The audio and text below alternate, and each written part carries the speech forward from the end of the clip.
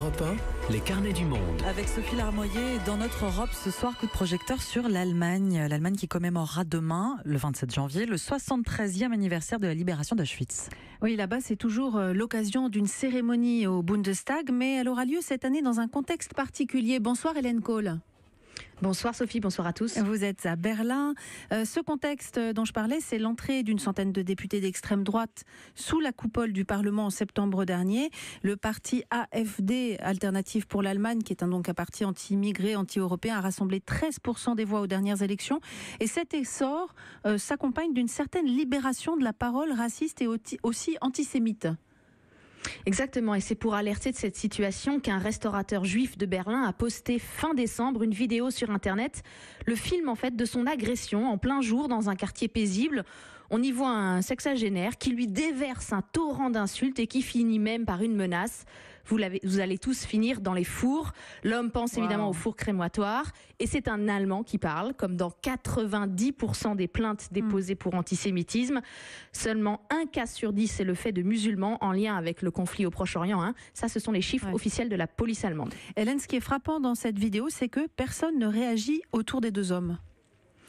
Oui, alors auparavant, immédiatement, les passants intervenaient quand ça se produisait. Ils appelaient même la police. Là, pas de ça. Alors statistiquement, quand on regarde précisément, le nombre d'actes et de paroles antisémites est resté stable, mais le discours haineux s'exprime plus librement.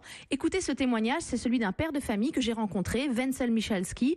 Suite à un cours sur les religions au lycée, les camarades de classe de son fils ont réalisé qu'il était juif. Ses copains ont commencé par lui dire qu'ils ne voulaient plus de son amitié, et cela a très vite mal tourné pour l'adolescent de 15 ans. Après, il y a eu des attaques verbales du genre « sale porc de juifs, vous puez, les juifs sont des meurtriers » et puis des coups. À la fin, et c'est ce qui nous a poussé à le retirer du lycée, il y a eu un simulacre d'exécution qui a bien fait rigoler les élèves. Alors nous avons informé la direction de l'établissement qui a trouvé qu'on l'a poussé à organiser des réunions sur le sujet, que nous étions trop insistants et qu'on devait laisser tomber. C'était ça le pire, cette faillite morale, pédagogique, de la part d'enseignants de la classe moyenne éduquée. Donc plus personne n'est immunisé. La droite, clairement pas, mais aussi ce que nous n'avons pas voulu voir pendant longtemps, à savoir la bourgeoisie de gauche, libérale. Je ne peux pas dire qu'il y ait numériquement plus d'antisémitisme, mais les digues tombent et on le ressent fortement. Un témoignage terrible de ce père de famille, c'est très alarmant. Et ce cas, vous me dites, Hélène, n'est pas isolé.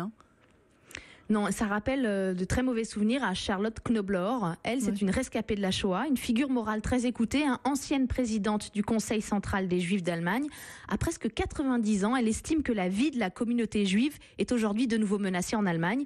Et elle accuse, pour ça, le parti d'extrême droite AfD, créé il y a 5 ans.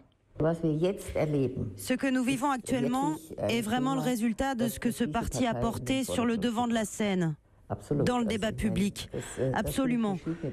Des mots sont devenus acceptables, des tabous ont été brisés, et c'est à cause des représentants de ce parti. Malheureusement, ce ne sont pas des personnes isolées, les cas sont nombreux. La haine des Juifs, l'antisémitisme pur qui règne et s'exprime dans ce parti m'inquiète terriblement. J'ai vécu pendant le nazisme, et le mot juif était alors une insulte. Et mon Dieu, voilà que nous entendons de nouveau ces paroles. Hélène Kohl, il n'y a pas de sanction, a fortiori pour les hommes politiques qui dérapent ?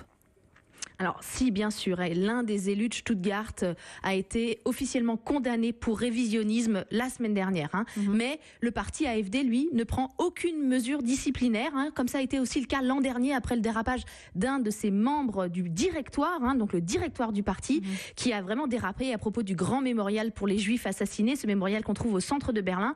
Le parti, il a noyé le poisson, à l'image de cet élu de Saxe, Hans-Gerd Hübner.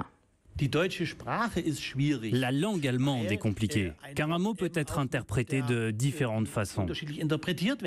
Mais d'un strict point de vue du contexte, si quelqu'un parle d'un mémorial de la honte, c'est pour dire que c'est un mémorial pour cette honte, et pas que le mémorial est une honte. Oh là là, mon Dieu, non, je veux pas le défendre ni le condamner, je suis neutre, je suis la ligne de mon parti, l'AfD.